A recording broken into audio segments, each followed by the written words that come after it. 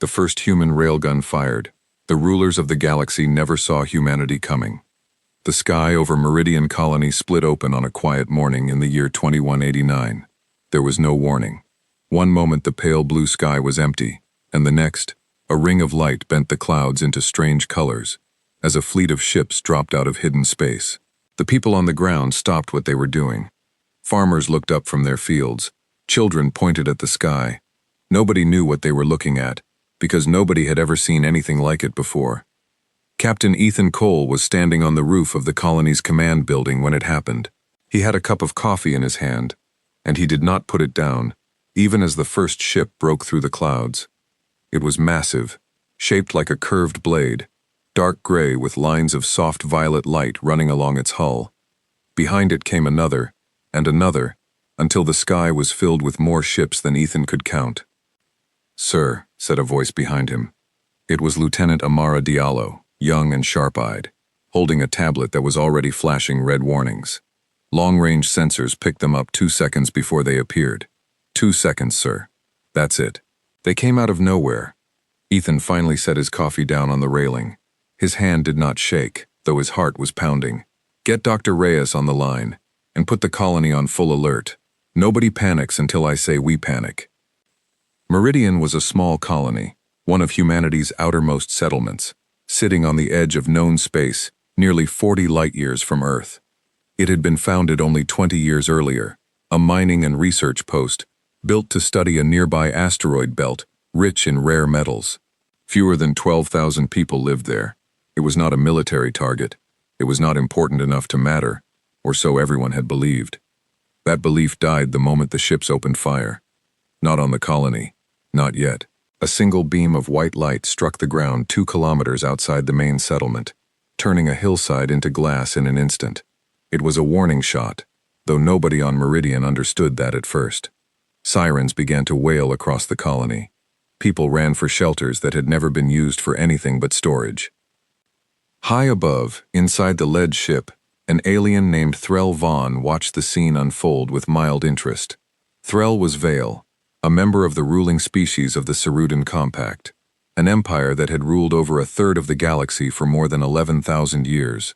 The Vale were tall and thin, with smooth gray skin and large black eyes that never seemed to blink.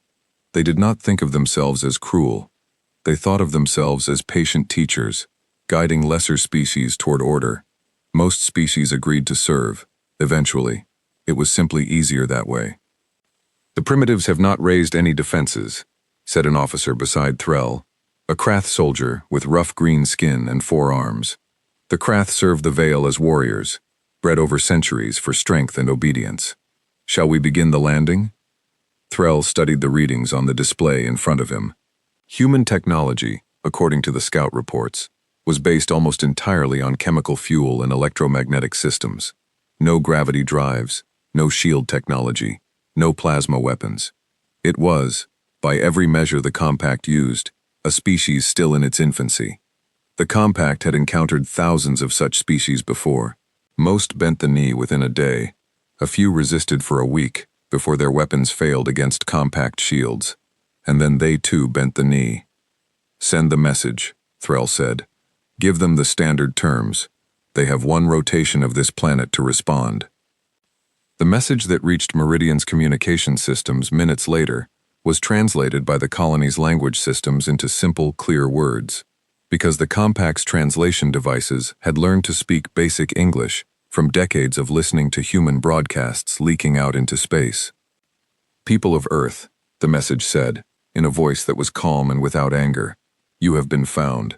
Your world and its colonies now fall within the boundary of the Cerudan Compact. You have 1 full day to send a representative to accept the terms of joining. Those who resist will be corrected. This is not a threat. This is how order is kept." Ethan Cole listened to the message twice in the command center, standing beside Dr. Elena Reyes, the colony's chief scientist, and Governor Okafor, the elected leader of Meridian. The room was silent, except for the soft hum of machines. "They want us to surrender," Governor Okafor said quietly. "Just like that." "They don't even see it as surrender," Elena said. She was a small woman with sharp eyes and gray-streaked hair, known across the colony for her work on power systems and materials science. Listen to the wording. They think they're doing us a favor. Ethan turned to the main screen, where the fleet still hung in orbit like a wall of dark clouds. How many ships, Diallo? 41 confirmed, sir.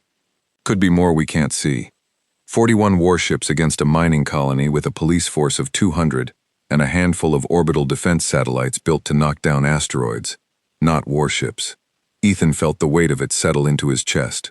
He had spent 15 years in the United Earth Defense Force, most of it patrolling empty space and running drills against threats that never came. Nothing in his training had prepared him for this. But Ethan Cole had not become a captain by giving up before a fight started. Send word to Earth, he said. Full report. Everything we've seen. Use the deep relay, not the normal channel, in case they're listening. And get me a line to Fleet Command. They need to know this is real. It took 11 minutes for the message to reach the nearest relay station and begin its journey toward Earth, carried along a chain of quantum relays that had been built over decades to keep humanity's scattered colonies connected. 11 minutes was a long time when a fleet of alien warships was sitting in your sky. While the message traveled, Elena Reyes made her way down to the colony's deep research levels, 300 meters below the surface, where a project that few people on Meridian knew the full details of had been quietly running for the past 4 years. The project had started as something small. Meridian's asteroid mining operation needed a way to move huge amounts of raw ore quickly and cheaply across long distances without burning fuel. The engineers had built a system of magnetic rails, kilometers long, that used electromagnetic force to fling cargo pods through space at incredible speed. It worked far better than anyone expected. The pods reached speeds that made them dangerous even to look at directly through a viewport, because at those speeds, even a small piece of metal became a bullet that could punch through solid rock. Elena had seen the potential immediately. A system built to throw cargo could also be built to throw something else. She reached the lowest level of the facility, where a young engineer named Marcus Whitfield was already awake and monitoring a bank of screens. You heard the news, Elena said. Everyone's heard the news, Marcus said, not looking up. Ships in the sky. Aliens telling us to surrender. I keep waiting to wake up. How close are we? Marcus finally turned to face her. He was in his late 20s, with tired eyes, and the kind of focus that came from spending too many nights alone with a problem. The prototype rail is complete. We tested a scaled version 6 weeks ago. Remember? Hit a target rock at 4,000 kilometers, with a slug the size of a fist. Cracked it clean in half. And the full-size version? 90% done. We were still calibrating the power feed. It needs more energy than anything else on this colony, Elena. If we push it to full power without finishing the calibration, we could blow the whole facility. Elena looked at the screens, at the long tunnel of magnetic coils stretching away into the dark, built into the bones of an old mining shaft. It was not beautiful. It was not elegant. Not the way she imagined alien technology must be, with smooth curves and soft lights. It was rough, industrial, built from parts meant for moving rock. But it was theirs. Humans had built it with their own hands, using ideas that stretched back centuries, back to the first crude cannons and the first electromagnetic experiments in old Earth laboratories. We might not have a choice, she said. Finish the calibration. Do it now. I don't think we have 6 weeks. I don't think we have 6 days. Above them, in the command center, Ethan Cole was thinking the same thing. He had read the reports on Elena's project, the one people had started calling, half-jokingly, the slingshot. He had never expected to need it as a weapon. It had been built to move rocks, not to fight wars. But sitting in the command center, staring at 41 alien warships, Ethan understood that the colony's mining rail might be the only card humanity had to play. The hours that followed were tense and strange. The alien fleet did not attack again. It simply waited, ships hanging silently in orbit, as if the outcome of the day was already decided, and there was no need to hurry. Threll Vaughn, aboard the flagship, spent the time reviewing reports from other compact worlds, checking on tax collections and border disputes thousands of light-years away, giving the primitive humans below only occasional thought. In 11,000 years, no species had ever refused the compact's terms, and survived the correction that followed. Threll saw no reason to expect anything different this time. On Earth, the message from Meridian reached Fleet Command in the early hours of the morning, Central Time. Admiral Sarah Kim was pulled out of bed and rushed into an emergency session with the United Earth Council before the sun had even risen over the Atlantic. The images from Meridian's sensors were played on every screen in the room. 41 ships, a message demanding surrender. A deadline of 1 rotation, which the colony's scientists had calculated to mean roughly 26 hours, based on Meridian's day length. "This isn't a drill," Admiral Kim said to the room, her voice steady despite the fear in her eyes. "This is first contact, and it did not go the way any of us hoped." The council argued for hours. Some wanted to send every ship humanity had toward Meridian immediately, a desperate gesture of solidarity. Others argued that doing so would only add more losses to a battle already lost, and that Earth's defense should come first. Admiral Kim listened to both sides, then made a decision that would shape the rest of the war to come. "We send what we can, but we send it smart," she said. "And we tell Meridian the truth. They are on their own for the next several days, at minimum. Whatever happens down there, happens before help arrives." The message reached Meridian just as the deadline drew close. Ethan Cole read it alone in his office, then walked down to the deep levels to find Elena and Marcus still working on the slingshot. "Earth says we're on our own," he told them, "for now." Elena did not look surprised. She had expected as much. "Then we'd better be ready to surprise them," she said, nodding toward the ceiling, toward the sky where the alien fleet still waited. Marcus finished a line of code, then looked up at both of them. "Calibration's at 96%. Another few hours and we could fire a live shot at something bigger than a rock." "We don't have a target," Ethan said. Elena's eyes moved to the screen showing the alien fleet, hanging silent and confident above their world. "We might, soon enough." As the deadline arrived, Governor Okafor stood before the colony's remaining council, faced with a decision no leader in human history had ever had to make. Surrender to a power beyond anything humanity had ever fought, and hope for mercy from beings who did not seem to understand the word, or refuse, and trust that a mining rail built to move rocks might somehow be enough to change the outcome of a fight that every measure said humanity could not win. Governor Okafor looked at Ethan Cole, at Elena Reyes standing quietly beside him, and made her choice. "Tell them no," she said. "Tell the compact that Meridian will not surrender." The message was sent in simple words, translated by the colony's own systems, carried up into a sky full of alien ships that had never once, in 11,000 years, heard that answer from a species so small and so young. Aboard the flagship, Threll Vaughn received the refusal with something close to surprise, an emotion the Veil rarely allowed themselves to feel. He read the message twice, then set it aside, and gave the order that had been given countless times before, on countless other worlds, against countless other species, who had also once believed they could say no. "Begin the correction," Threll said. "Take the colony. Try not to destroy too much of it. We will need workers." Down on Meridian, sirens rose into the sky as the first wave of alien landing craft began its descent, dropping through the clouds, like dark seeds falling from a poisoned tree. In the command center, Ethan Cole gave his own order, calm and clear despite the fear tightening in his chest. "All defense forces, hold your positions. Buy us time." He turned to the comlink, connecting him to the deep levels below. "Elena, how long until the slingshot is ready to fire?" Her voice came back through the static, steady despite everything happening above her. "Give me 2 hours, Ethan. Just give me 2 hours, and I'll give you something the history books will remember." Outside, the first alien craft touched down on Meridian soil, and the fight for humanity's future began, far sooner and far harder than anyone on that small colony world had ever imagined it would. The first alien landing craft touched down on the northern field outside Meridian's main settlement, crushing rows of genetically modified wheat under its heavy legs. It was shaped like a teardrop, dark metal with the same violet lines that marked the larger warships above.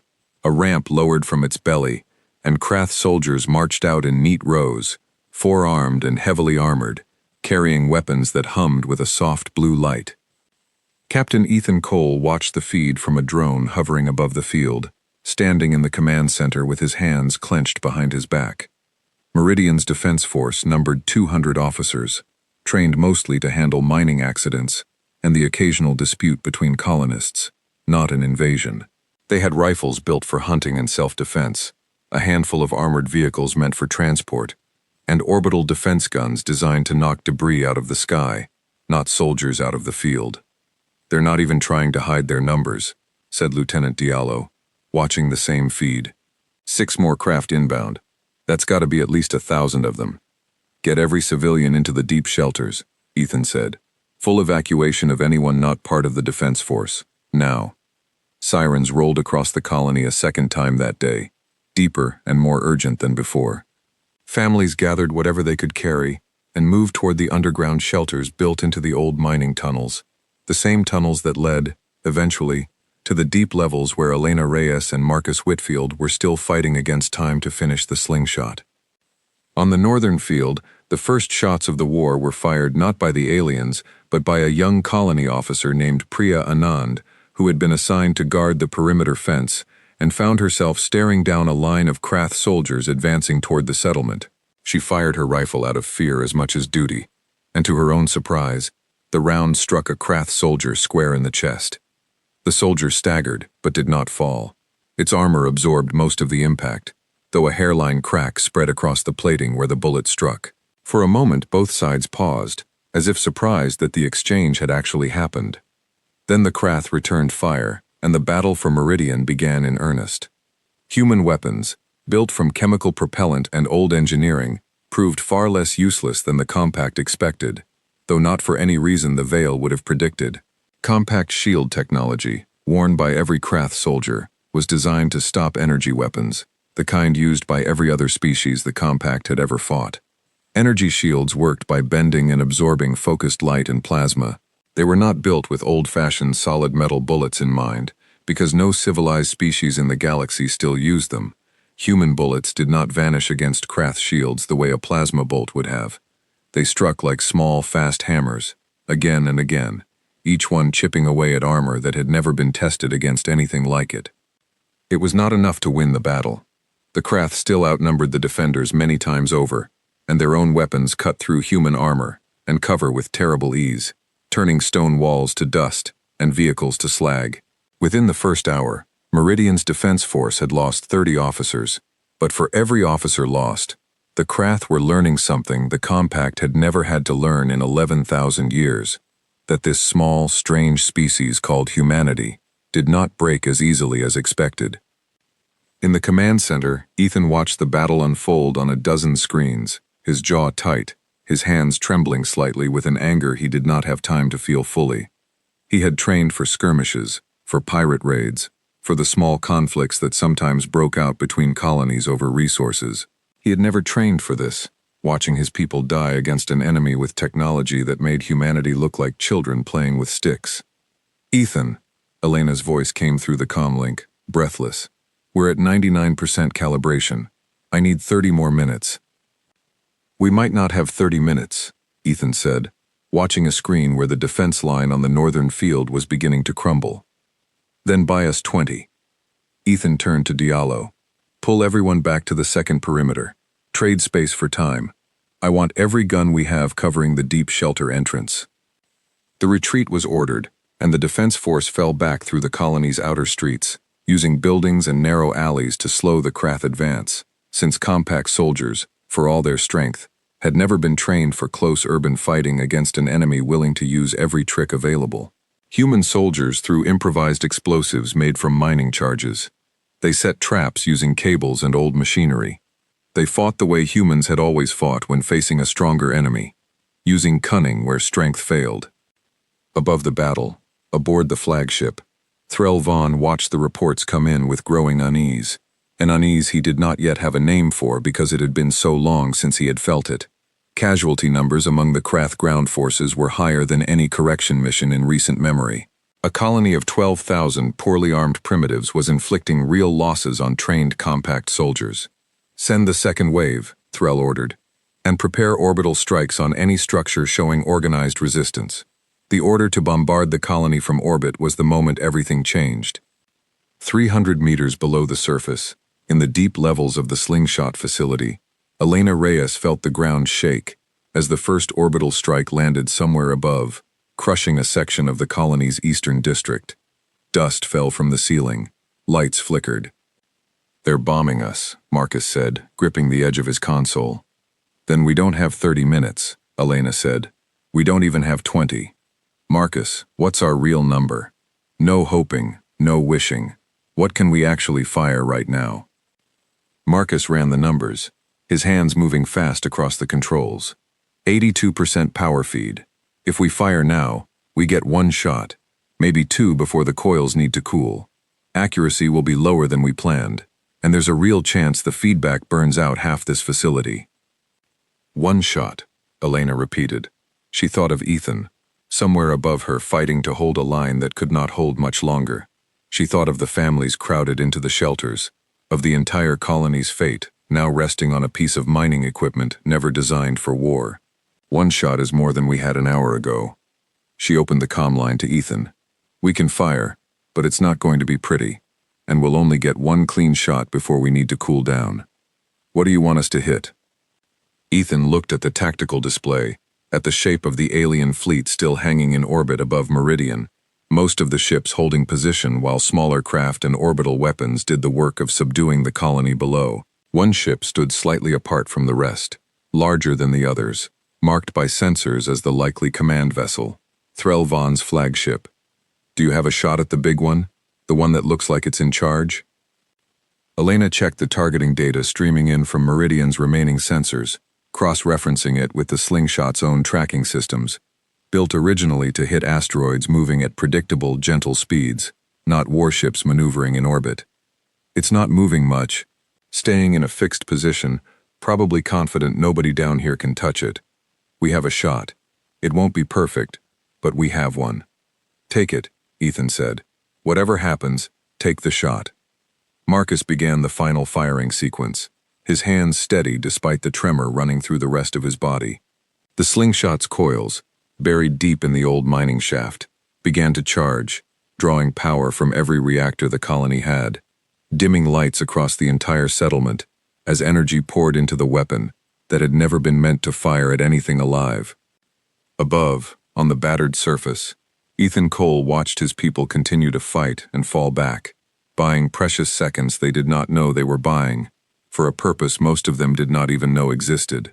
The defense line held at the second perimeter through sheer stubbornness, humans throwing themselves into a fight that reason said they could not win, because giving up had never once occurred to them as an option worth considering. In the deep levels, the countdown reached its final seconds. Elena Reyes stood at the console, watching numbers climb toward a moment that would decide whether humanity's first weapon against the compact was a spark of hope or a tragic failure. "Firing in 3, Marcus said, his voice tight. 2, 1. The slingshot released its charge, and a slug of dense, refined metal, no larger than a small vehicle, was flung down the length of the magnetic rail and out through a launch shaft cut into the surface of Meridian, accelerating to a speed that turned it, for a fraction of a second, into something closer to a bolt of lightning than a solid object. It crossed the distance between Meridian's surface and Threll Vaughn's flagship in less than 4 seconds. Aboard the flagship, sensors screamed a warning that the crew barely had time to understand before the impact came. The slug struck the flagship's shields at a speed and mass the compact's defense systems had never been designed to calculate, because no species the compact had ever fought had thrown anything at a target that fast, using nothing but electricity and metal, without any exotic technology at all. The shield held, barely, absorbing most of the force, but the impact sent a shockwave through the entire vessel, knocking crew members from their feet, shattering non-essential systems along the outer hull, and tearing a long, ugly scar across the flagship's armored side, where the shield had bent nearly to its breaking point. For the first time in 11,000 years of galactic rule, a species the compact had labeled as primitive had struck a compact flagship hard enough to leave a mark. Threll Vaughn rose from his seat as alarms blared around him, staring at the damage reports with an expression the crew had never seen on his face before. It was not anger. It was something closer to disbelief. "Report," he said, his voice sharper than usual. What was that? Unknown, came the reply from a shaking Krath officer. A single projectile, solid mass, no energy signature at all until the moment of impact. It came from the surface, sir. From the colony. Threll looked at the damage readout, at the numbers showing how close his own shields had come to failing entirely against a weapon, with no advanced technology behind it, nothing but raw speed and mass. In all his centuries of service, he had never encountered anything like it. Bring every ship to full alert, he said slowly, and find out everything you can about what these humans just built. Down in the deep levels of Meridian, smoke rose from overheated systems as Elena Reyes and Marcus Whitfield stared at the sensor feed, showing the flagship rocked by the impact of their weapon. For a moment, neither of them spoke. We hit it, Marcus finally said, his voice barely above a whisper. Elena, we actually hit it. Elena did not answer right away.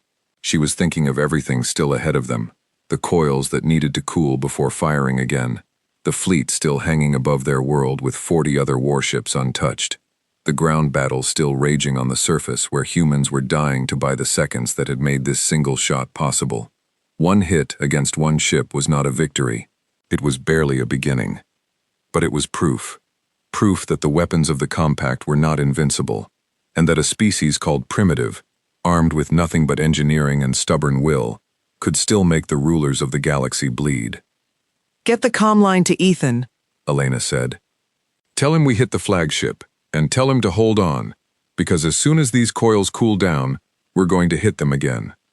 Above, on the surface, Ethan Cole received the message in the middle of the fiercest fighting of his life, and for the first time since the ships had appeared in the sky that morning, he allowed himself a small, grim smile. You heard the lady, he said over the open channel to every remaining defender still holding the line. Hold this ground. Help is coming, and it's got teeth. The scar across the flagship's hull glowed faintly in the dark of orbit, a wound that no compact vessel had carried in living memory. Threll Vaughn stood on the bridge, watching engineering crews scramble to reinforce the shield generators, and felt something he had not felt in centuries of service: doubt. Pull the ground forces back to a defensive perimeter, he ordered. No more advances into the settlement until we understand what hit us. The order confused the Krath officers around him. Retreat, even a partial one, was not something the Compact did against primitive species, but Threll had seen the numbers. Whatever weapon the humans had used, it had struck with enough force to nearly collapse a flagship's shields in a single blow. If the humans had more than one such weapon, and if they could fire it again, the correction of Meridian might cost far more than any commander wanted to explain to the High Council. On the surface, the retreat came as a gift the human defenders had not expected. The Krath soldiers who had been pushing into the settlement's second perimeter suddenly pulled back, falling into defensive positions around their landing craft instead of advancing further. Ethan Cole watched the shift on his tactical display with cautious relief. They're spooked, Diallo said, watching the same feed. One shot, and they're spooked. One shot bought us time, Ethan said. It didn't win us the war. Get medics to every wounded position. I want a full count of what we've got left. The count was grim. Of the 200 officers who had started the day defending Meridian, 61 were dead, and dozens more were wounded, some critically. The colony's eastern district had been reduced to rubble by orbital strikes before Threll's retreat order came through. Fires still burned in 3 separate sections of the settlement. It did not feel like a victory. It felt like survival, purchased at a terrible price. In the deep levels, Elena Reyes watched the cooling readouts on the slingshot's coils with an anxious eye, willing the numbers to fall faster than physics allowed. Marcus sat beside her, running diagnostics on the damage the first shot had caused to the facility itself. We lost 2 of the secondary capacitor banks, he reported.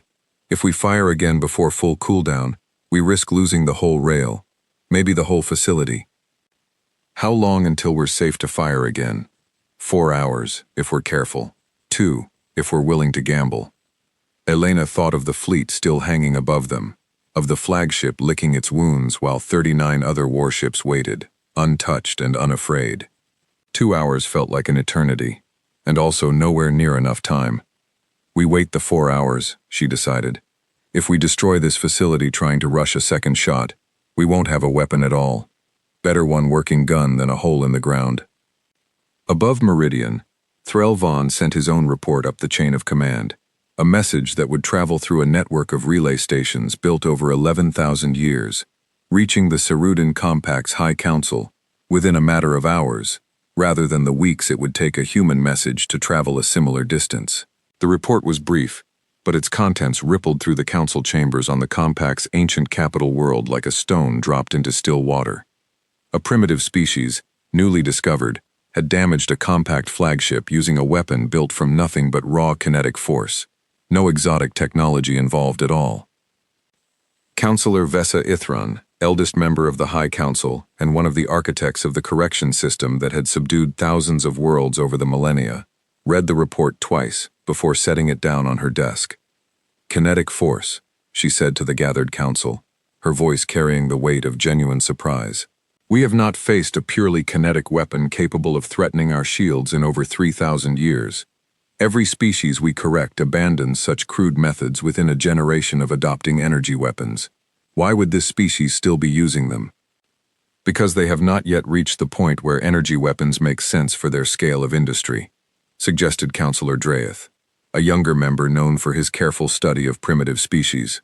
Their metallurgy and electromagnetic engineering appear more advanced than their energy systems. It is an unusual combination. Rare, but not impossible. Unusual is one word for it, Vesa said. Dangerous might be another. Send the Ninth Fleet to reinforce Threl Vaughn's position. I want this world corrected properly, and I want every detail of this weapon brought back to the Compact for study. The Ninth Fleet was not a small force. It numbered over 200 warships, more than enough to erase Meridian and every human colony within 100 light-years, several times over. The order to mobilize it meant that whatever chance humanity had of ending this conflict quickly had just vanished, replaced by the certainty of a much longer and much harder war. News of the Compact's mobilization reached Earth roughly 9 hours later, relayed by human listening posts that had, over the years, learned to detect the strange energy signatures of ships passing through the folded space the Compact used to travel between stars. Admiral Sarah Kim received the report while standing on the bridge of the newly commissioned Earth Defense Fleet's flagship, a vessel called the Resolute, built in the years since first contact reports had begun trickling in from deep space listening stations, back when humanity had only suspected, not confirmed, that it was not alone in the galaxy. 200 ships, Kim said, staring at the projection, heading for Meridian. Our own fleet numbers 43, Admiral, said her second-in-command, Captain Hideo Tanaka. We would be outnumbered nearly 5-1, and that's assuming Compact ships aren't significantly more advanced than our own, which every report so far suggests they are. Kim studied the star chart, tracing the distance between Earth and Meridian, calculating the days it would take her fleet to arrive even at maximum speed. Meridian bought us time with that railgun of theirs. We're not going to waste it standing here debating odds. Set a course. Full fleet, maximum burn. We're going to Meridian. Admiral, if the Ninth Fleet arrives first, then we'll be too late to save them, Kim said, cutting him off, her voice hard. But I am not leaving 12,000 of our own people to face the entire Compact alone, because the math looks bad. Set the course, Captain. Back on Meridian, the 4 hours of cooldown passed in tense silence, punctuated by the sounds of repair crews working to shore up damaged buildings, and medics tending to the wounded. Threl Vaughn used the same hours to reposition his fleet, spreading his ships wider across Meridian's orbit, no longer clustering them together where a single well-placed shot might threaten more than one vessel at a time. He had also ordered scans of the colony's surface, searching for the source of the weapon that had struck his flagship, though the slingshot's deep underground location and heavy shielding kept it hidden from Compact sensors, at least for now. When the cooldown period finally ended, Elena Reyes stood once more at the slingshot's controls, watching the coils charge for a second time. This time she had a different target in mind. The flagships moved further out and reinforced its shields, she told Ethan over the comm line.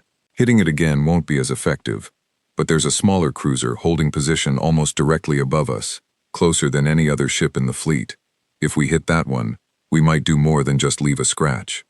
Do it, Ethan said. Anything that thins their numbers helps. The second shot fired with the same violent grace as the first. A slug of dense metal accelerated to a speed that turned the sky briefly white as it tore through the atmosphere and struck the compact cruiser directly above Meridian. This time the target's shields, weaker than the flagship's and caught with less warning, failed entirely.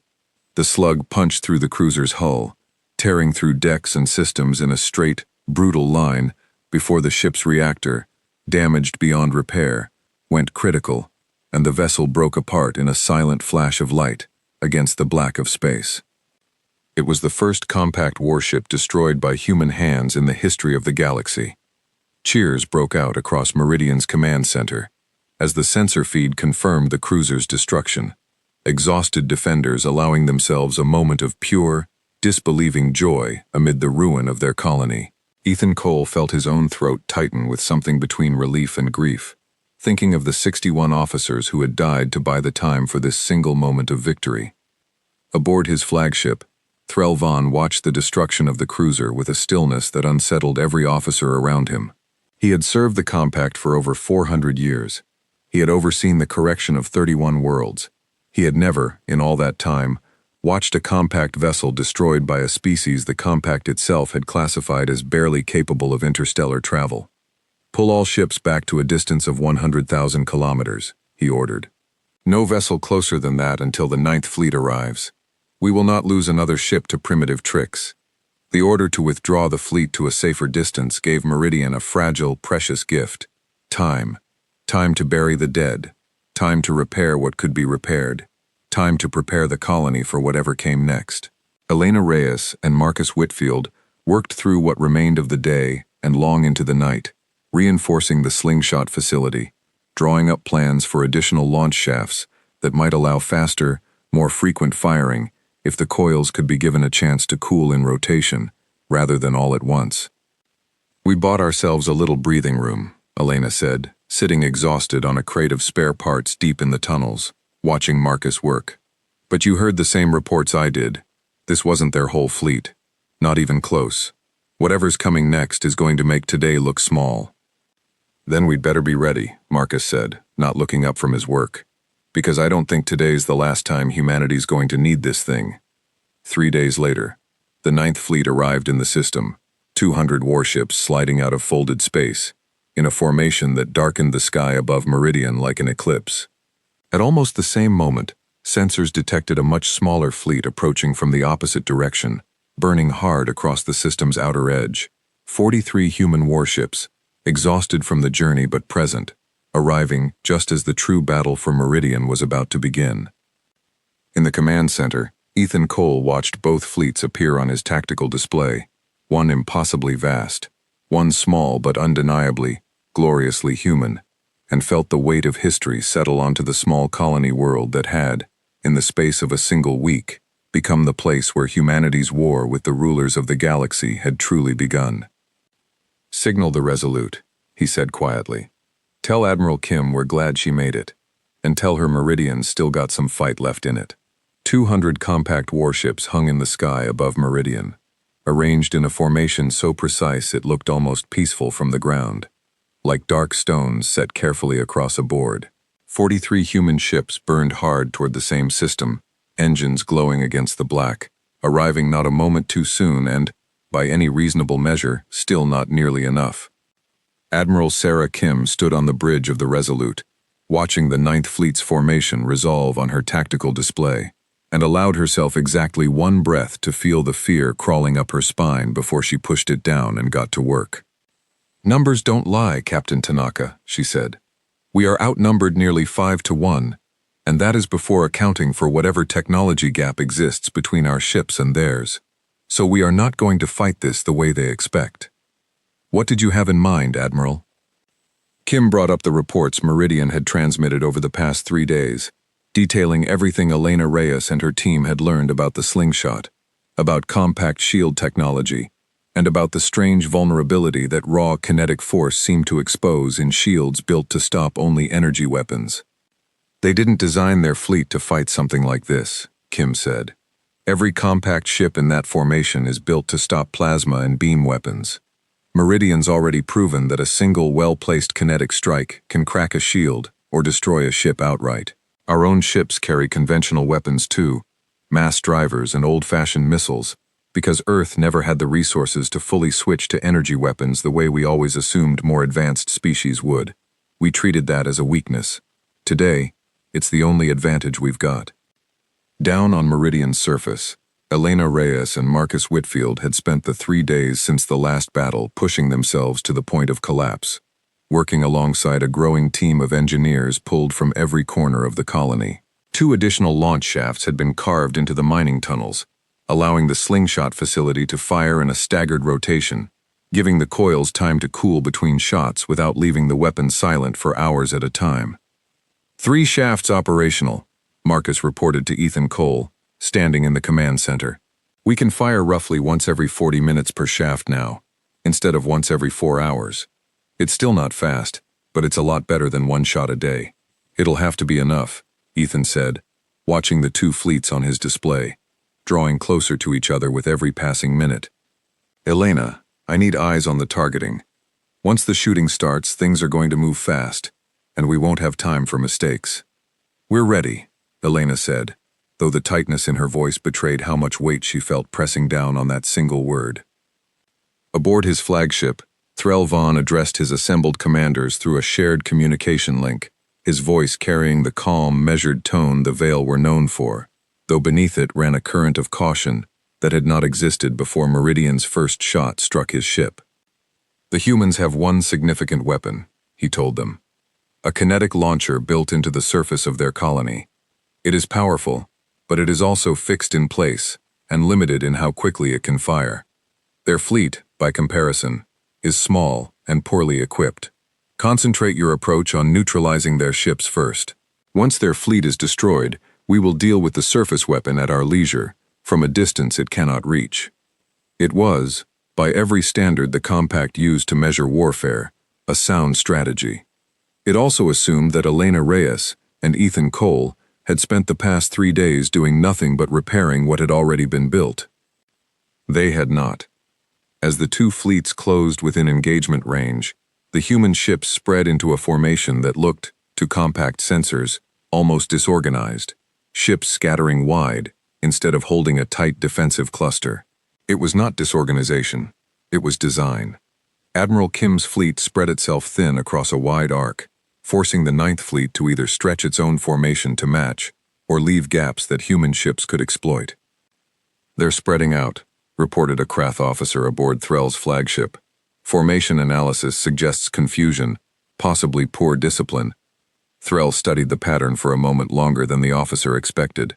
Something about the shape of it nagged at him, a memory of old tactical texts describing warfare among species that had once relied on wide, dispersed formations to avoid concentrated bombardment, back before the compact's shield technology had made such tactics obsolete for nearly every species that adopted energy weapons.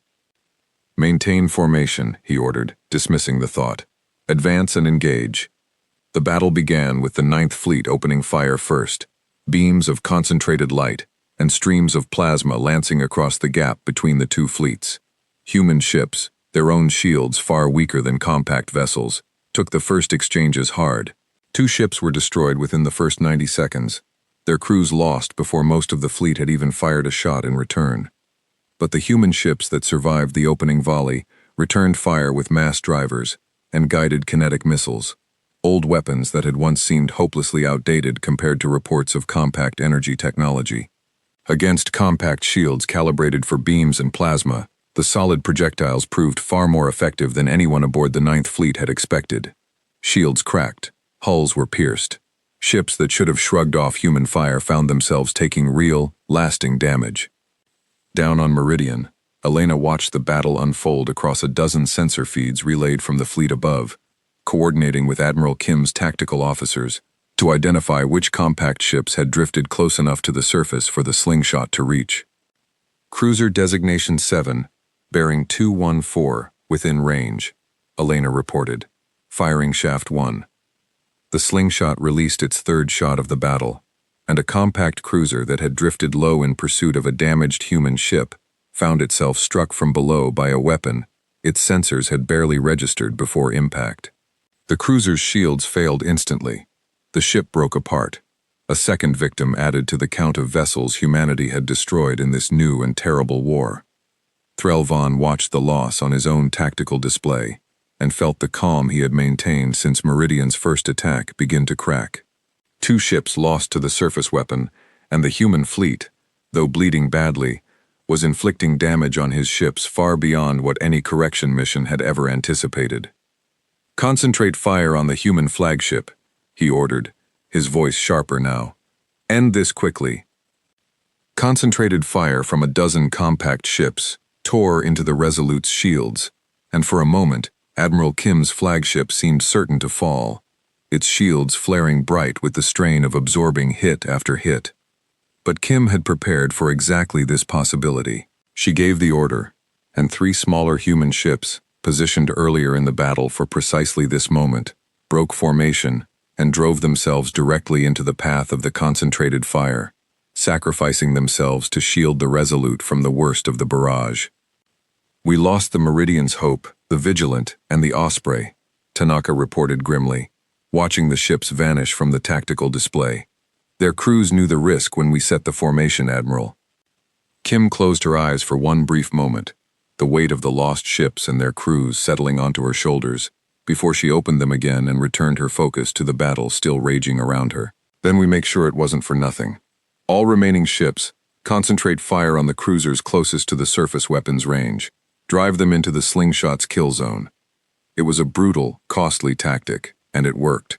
Human ships, damaged but determined, herded compact vessels toward positions where Elena's team could bring the slingshot's fire to bear, and one by one, more compact ships fell to the strange, primitive weapon that the Ceruden compact had never imagined could pose a real threat.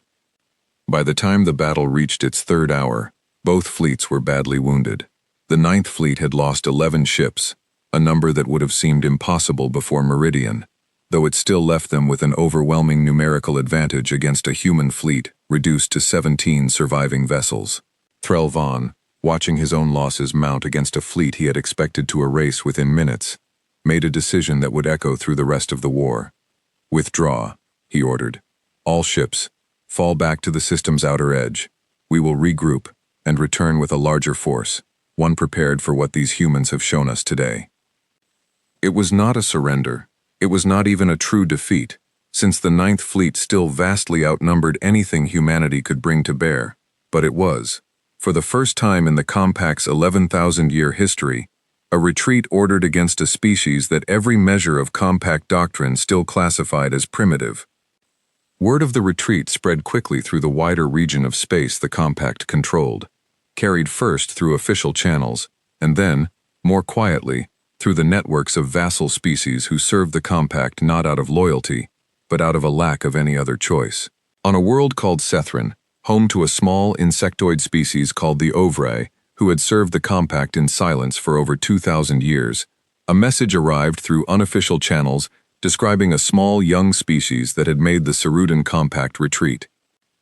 An Ovrae elder named Tas Korin read the message 3 times before showing it to the rest of his council, and for the first time in longer than any Ovrae could remember, a spark of something like hope began to spread quietly among a people who had long since stopped believing that hope was something they were still allowed to have. Back on Meridian, as the 9th Fleet withdrew and the guns finally fell silent, Ethan Cole walked out onto the colony's shattered surface for the first time in days, standing among the wreckage of buildings and the fresh graves of the 61 officers who had died, defending a world that history would soon remember as the place where humanity's war for the stars had truly begun. Elena Reyes found him there, exhaustion etched into every line of her face, and stood beside him in silence for a long moment before speaking. "We won," she said quietly, though the words felt strange and heavy in her mouth. "Didn't we?" Ethan looked up at the sky, empty now of compact ships, though both of them knew the emptiness would not last. "We survived," he said. "I don't think we get to call it winning until this war is actually over, and something tells me we're only at the beginning of it." Above them, in the depths of space, Threlvon's retreating fleet carried a message toward the heart of the Compact. a message that would soon reach every corner of an empire that had ruled the galaxy unchallenged for 11,000 years. A small, primitive species called humanity had fought back, and for the first time in longer than anyone could remember, the rulers of the galaxy had been forced to run. The High Council of the Cerudan Compact met in emergency session 11 days after the Ninth Fleet's retreat from Meridian, gathered in a chamber built of pale stone that had stood for over 9,000 years, older than most civilizations the Compact had ever encountered. Councillor Vessa Ithran stood before the assembled members, her usually calm voice carrying an edge that betrayed how deeply the reports from Meridian had shaken even her.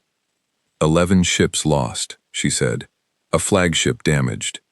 A fleet of 200 forced into retreat by a species we classified as barely capable of interstellar flight.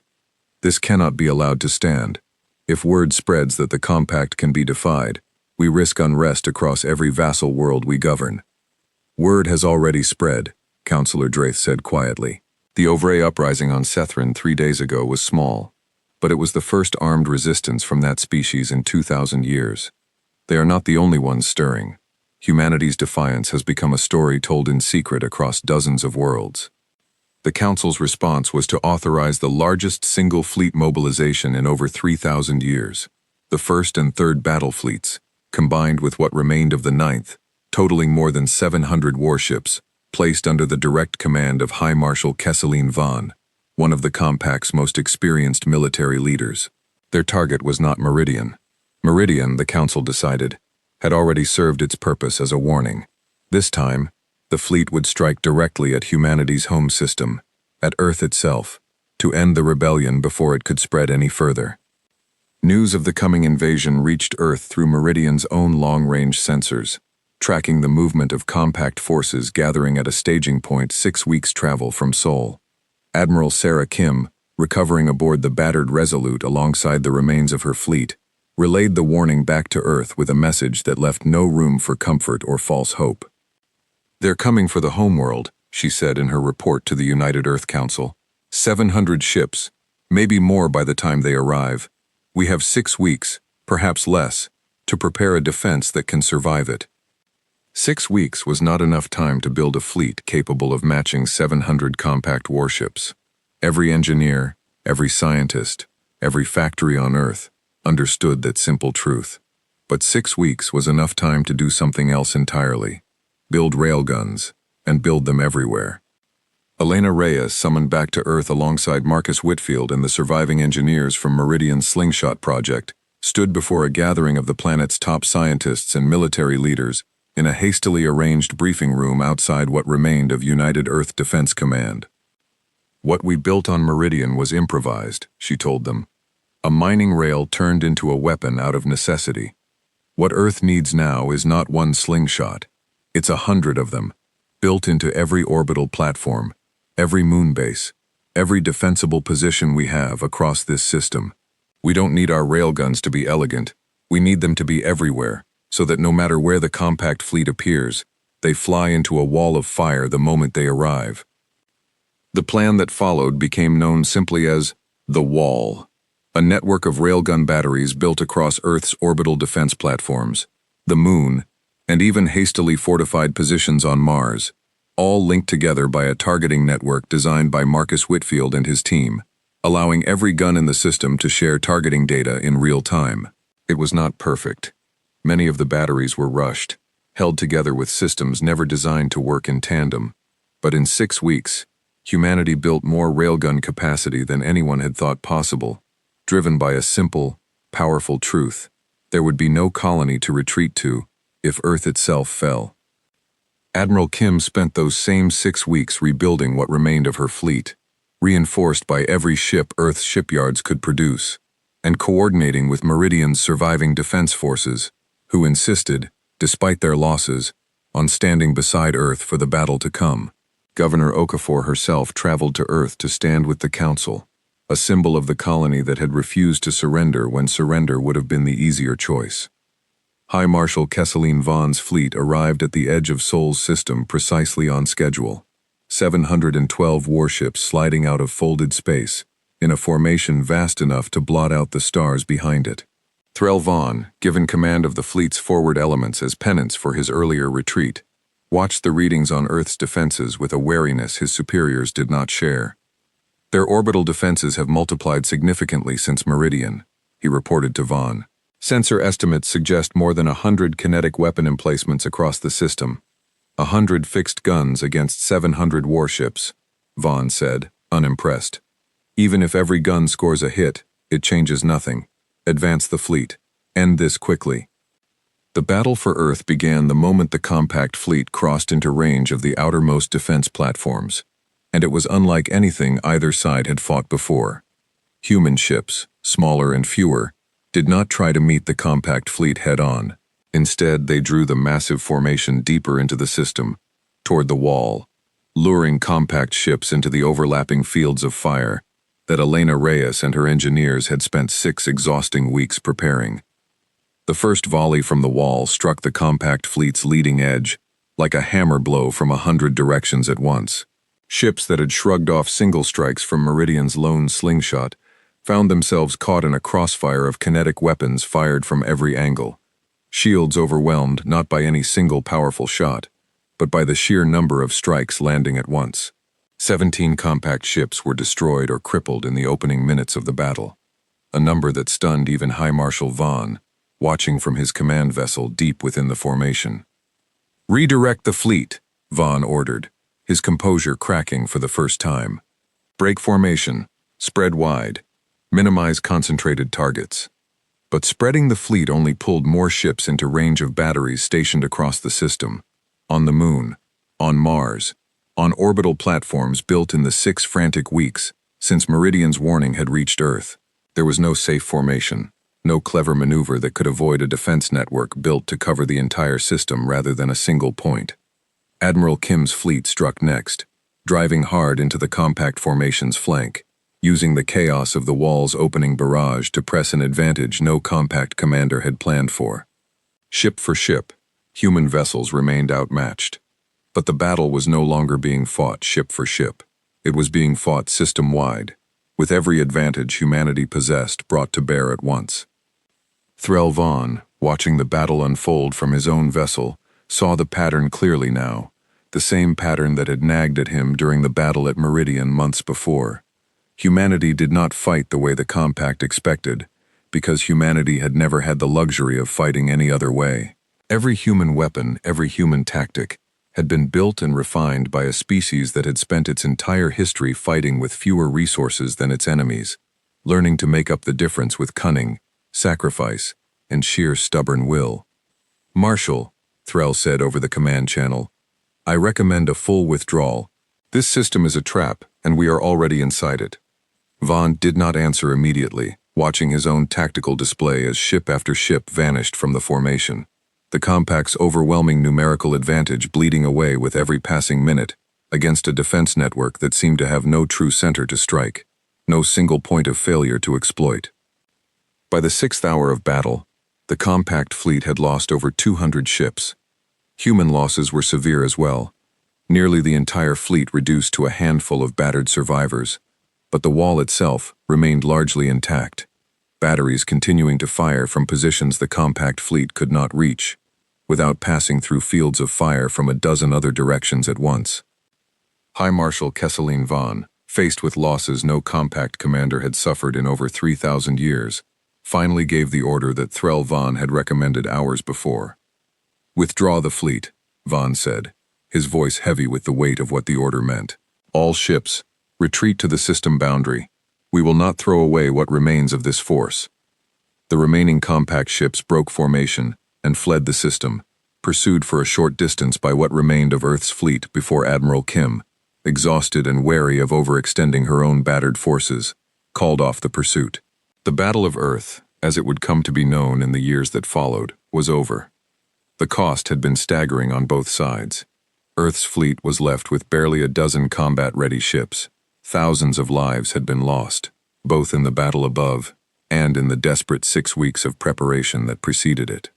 But Earth still stood, and for the second time in less than a year, the rulers of the galaxy had been forced to retreat from a species they had once dismissed as too primitive to matter. In the months that followed, Word of Earth's victory spread far beyond the borders of the Sarudan Compact, carried along the same secret networks that had once carried whispers of Meridian's defiance. On worlds across the Compact's vast territory, vassal species who had served in silence for centuries began, quietly and carefully, to imagine a future where the Compact's rule was not the only possibility left to them. The Ovrai uprising on Sethran, once a small and desperate act of defiance, grew into a wider movement, joined by other species who had watched humanity's stand, and found, for the first time in generations, the courage to hope. The Sarudan Compact did not fall.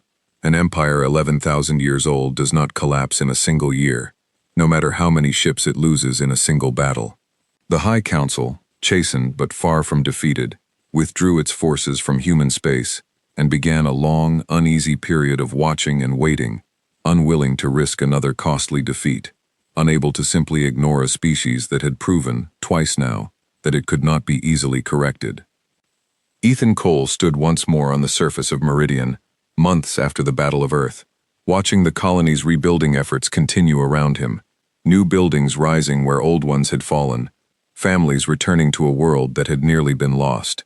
Elena Reyes stood beside him, along with Marcus Whitfield and Governor Okafor, all of them older now in ways that had little to do with the passage of time. "They'll be back," Ethan said, looking up at a sky that was, for now, empty and calm. "The Compact doesn't strike me as the kind of empire that gives up easily." "No," Elena agreed, "but neither are we." And now they know it. Above them, in orbit, new defense platforms were already under construction, part of a growing network that would one day stretch across every world humanity called home. A wall, built not just of metal and magnetic coils, but of the simple, stubborn refusal to kneel that had carried a small mining colony through its darkest hour and into the beginning of a new age. The first human railgun had fired on a quiet morning above a colony most of the galaxy had never heard of, and in the months and years that followed, the rulers of a galaxy that had stood unchallenged for 11,000 years would come to understand a truth that no report, no scan, and no ancient wisdom had prepared them for. They had never truly seen humanity coming, and by the time they did, it was already far too late to stop what humanity had started.